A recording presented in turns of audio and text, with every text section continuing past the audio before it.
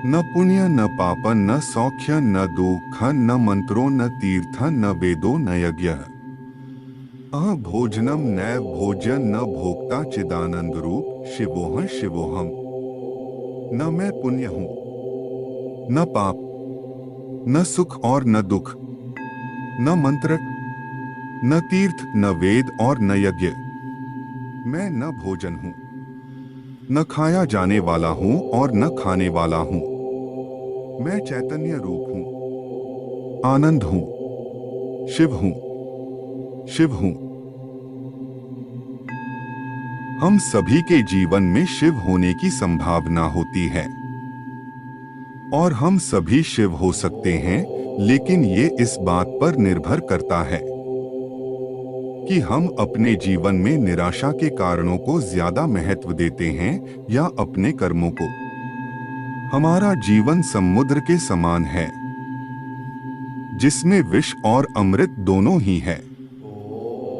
ये हम पर निर्भर करता है कि हम अपने आत्म मंथन में निराशा रूपी विष से पीड़ित हो जाते हैं या उस पर अपने ज्ञान और कर्म से विजय प्राप्त करके शिव हो जाते हैं।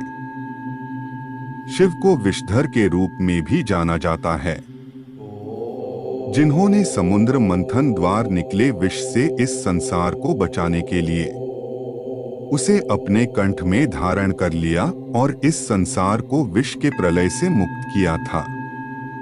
हम सभी व्यक्ति के अंदर ईश्वर निवास करते हैं। ये बात हम सभी जानते हैं, परंतु इस बात को कभी समझ नहीं पाते हैं। आइए आज हम जानते हैं किस तरह हम सभी शिव हो सकते हैं। शिव सभी के अंतर्मन में निवास करते हैं, बस आवश्यक है तो शिव को समझने की। जिस दिन हम शिव को समझ जाएंगे उस दिन हम स्वयं विषधर बन जाएंगे। विष मात्र एक जहर नहीं है जो हमारी जीवन लीला को समाप्त कर सकता है, बल्कि विष के वो सभी प्रकार होते हैं जो हमारे जीवन को निराशा से और मन को अंधकार से भर देता है। जिस प्रकार समुद्र मंथन से पहले विष बाहर आया था और फिर अमृत मिला था, उसी प्रकार हमें अपना स्वयं मंथन करना चाहिए। हमें अपने जीवन में हो रहे निराशा के कारणों पर विचार करना चाहिए और समझना चाहिए कि निराशा से कब हमें लाभ प्राप्त हुआ है।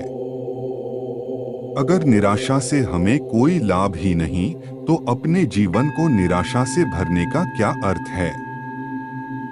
हमें अपने जीवन रूपी संसार में निराशा रूपी विष को फैलने से रोकने के लिए आत्म मंथन की आवश्यकता होती है। जिस समय हम अपने निराशा के कारणों को त्याग कर केवल अपने आत्म मंथन पर ध्यान देते, उस समय हमें अमृत रूपी ज्ञान प्राप्त होता है। हमारा जीवन समुद्र के समान है जिसमें विष और अमृत दोनों ही है। ये हम पर निर्भर करता है कि हम अपने आत्म मंथन में निराशा रूपी विष से पीड़ित हो जाते हैं या उस पर अपने ज्ञान और कर्म से विजय प्राप्त करके शिव हो जाते हैं।